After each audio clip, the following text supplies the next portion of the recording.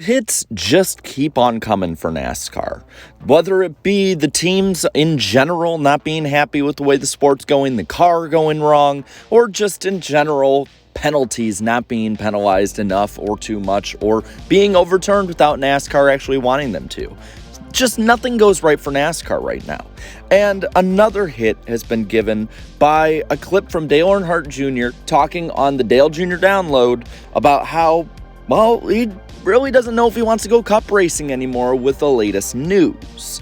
It's one of the biggest stories of the last year.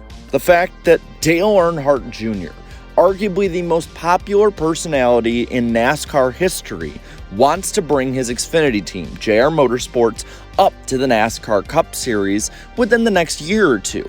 He's been talking about doing this and hemming and hawing on it for a little while now, and it seemed that now more than ever, it was starting to become a realistic possibility.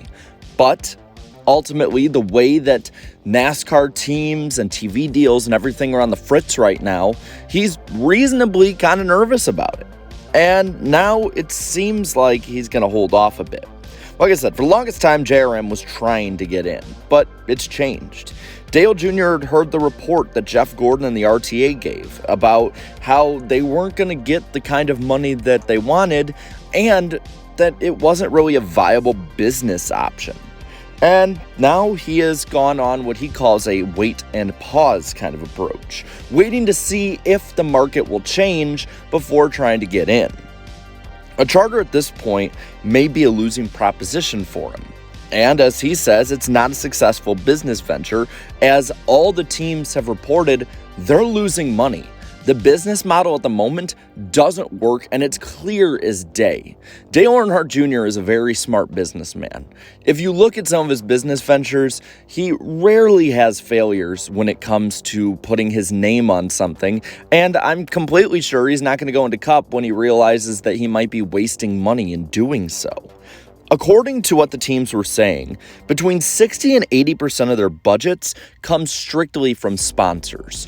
And now that NASCAR is not in the position that it was, say, 10 to 15, 20 years ago at its peak, well, that's just not viable anymore. Because it's like walking on ice. If the TV money and charter money can't supplement the teams, you never know when a sponsor could really torpedo your team. The example he gave was Kyle Busch. How Kyle Busch had M&Ms for the longest time, and that propped up that 18 car for years, for almost 2 decades. But with M&Ms dropping out, suddenly the winningest driver currently in NASCAR is without a ride and can't be retained by Joe Gibbs Racing, simply because 60 to 80% of the revenue that team needed was gone, and NASCAR in no way was propping up any other money for it than what they already have with the TV deal. And to be fair, I don't blame him. I wouldn't want to go into something where the possibility of failure, even with the safeguard so-called of the charter, is in place. Why would he? There's no point when you can make money in the Xfinity Series where it costs a fraction of what some of the Cup teams are saying it costs. Now, the charters, as he put it, have went from $2 million to around $30 million, which is great that it's appreciating value, and that's one of the positive ways you could look at it, or you could look at it in a bit of a negative way. This very well could be a bubble. You could be having, for instance, the price completely inflated simply because the teams and those who are selling to those who want in are just pumping it up to say that's the evaluation. NASCAR as a whole has went down in value since the charter system has been put in place, but the value of the teams has actually been increasing, and something doesn't completely match up. And the fact that he's saying that it could be a bubble is something that should worry a lot of people. Because if this is a bubble, and the safety net that these teams thought was there isn't, well then you're looking at the possibility of when that bubble bursts, many teams who we all thought were safe being in really bad shape. And after decades of making JRM the top level Xfinity team that you can have, why would you throw that all away for the dream of Cup racing when, well, it obviously has been shown to not do as well, and then you add this into the mix. As Junior put it, maybe down the line, having 4 charters won't be the way to go. Maybe having 2 or 3 cars will be the play. And that's not something that's completely new to NASCAR. 2 to 3 car teams before the 2000s were more of the norm than these 4-car juggernauts. And that has only happened when NASCAR is at its peak. So there's a lot of ways to look at it, and while they could have gotten in earlier when the charters cost less, this wait-and-see approach might actually be the best way to go about it.